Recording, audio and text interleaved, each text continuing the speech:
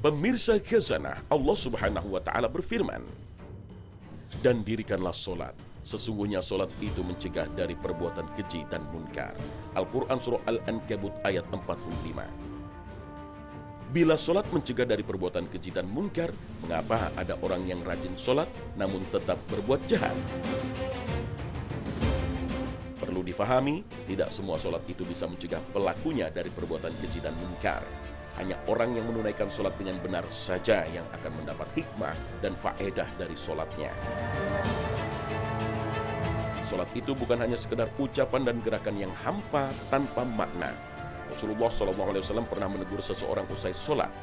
"Ulangilah solatmu, sesungguhnya engkau belum solat." Beliau bahkan mengulang ucapannya sebanyak 3 kali. Orang yang ditegur Nabi ini diperintahkan untuk mengulangi solatnya karena solat yang dilakukannya belum benar. Solat yang tidak benar belum memberikan efek pada dirinya. Maka jika ada orang yang rajin solat tapi masih suka melakukan maksiat, maka yang pertama dievaluasi adalah bagaimana solatnya. Apakah sudah dilakukan dengan benar atau tidak?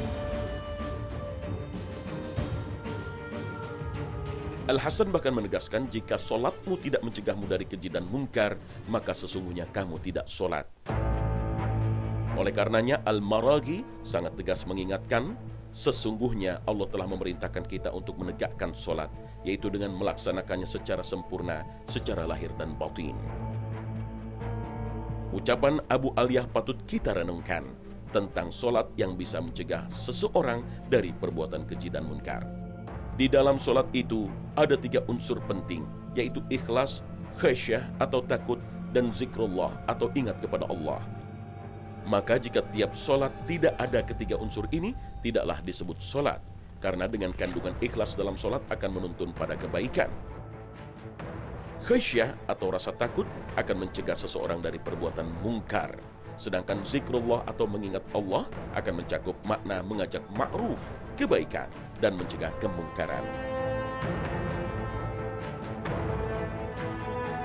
Al-Baydawi berkata, solatnya yang menjadi sebab terhentinya aneka maksiat adalah ketika dia sibuk dengan solatnya, dan kesibukannya itu akan menanamkan kepada dirinya perasaan takut kepada Allah. Ad-Nasir Al-Si'di berkata, sisi keberadaan solat mencegah dari perbuatan fahsya dan mungkar yaitu ketika seorang hamba yang mendirikan solat menyempurnakan rukun-rukun, syarat-syarat dan kekhusyuannya, maka hatinya akan bersih, perasaannya akan jernih, imannya akan bertambah kuat keinginannya untuk melaksanakan kebaikan, dan berkurang atau hilang keinginannya untuk mengerjakan keburukan. Senada dengan ini, seorang ulama kontemporer mengingatkan, ketika sholat, seharusnya seseorang mengkonsentrasikan diri untuk dekat pada Allah. Jangan sampai ia menoleh ke kanan dan ke kiri. Jangan sampai terlintas di hati berbagai pikiran ketika sudah masuk dalam sholat. Dengan demikian, sholat yang menimbulkan efek mencegah dari perbuatan dosa dan maksiat, serta bisa mengajak pada kebaikan adalah sholat yang dilakukan dengan cara memenuhi rukun, syarat, wajibnya sholat.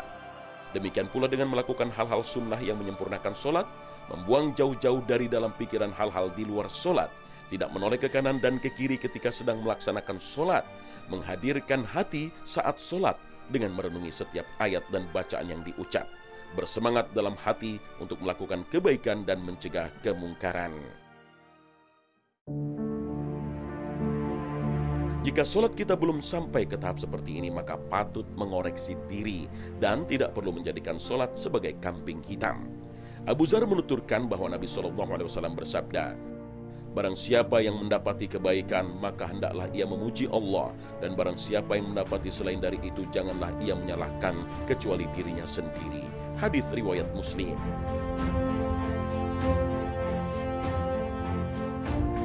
Jadi permasalahannya bukan pada informasi ayatnya, tetapi lebih kepada pelaku sholat itu sendiri yang kurang menyempurnakan rukun, kewajiban, atau khusyuknya sholat.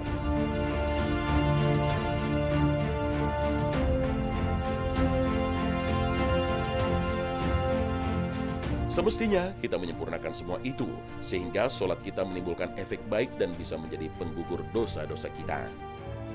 Sebagaimana halnya yang disampaikan Rasul SAW kepada sahabat-sahabatnya. Apa pendapat kalian jika di depan pintu salah seorang dari kalian ada sungai mengalir? Dia mandi darinya 5 kali dalam sehari. Apakah tersisa kotoran darinya? Para sahabat menjawab, tidak akan tertinggal kotoran sedikit pun. Beliau bersabda, demikianlah sholat 5 waktu. Allah menghapuskan dengannya kesalahan-kesalahan. Hadis riwayat Bukhari dan Muslim.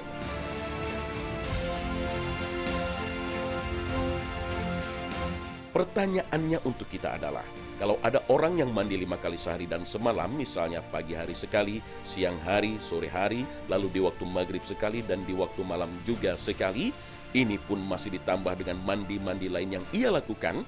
Akan tetapi, meski telah mandi sekian kali, orang itu tetap dekil, kotor, dan bau.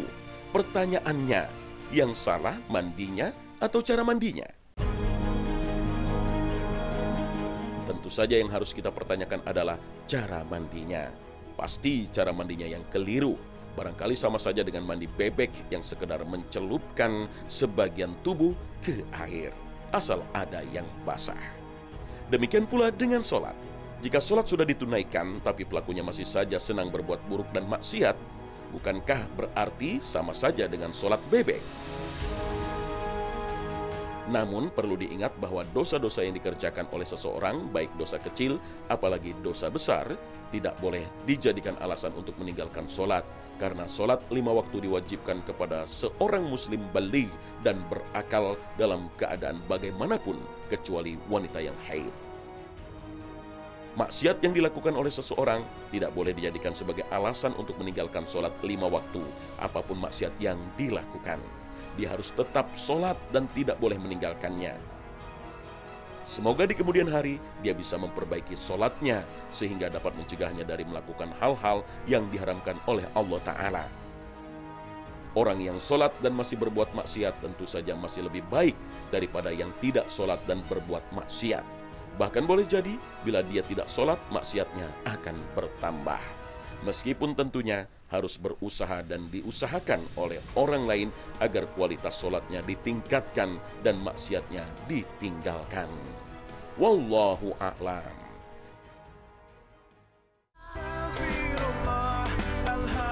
Nah pemirsa, sampai di sini akhir perjumpaan kita hari ini. Semoga Allah Subhanahu wa Ta'ala senantiasa memberikan hidayah dan taufiknya kepada kita. Amin ya Rabbal Alamin. Terima kasih atas perhatian Anda. Wassalamualaikum warahmatullahi wabarakatuh.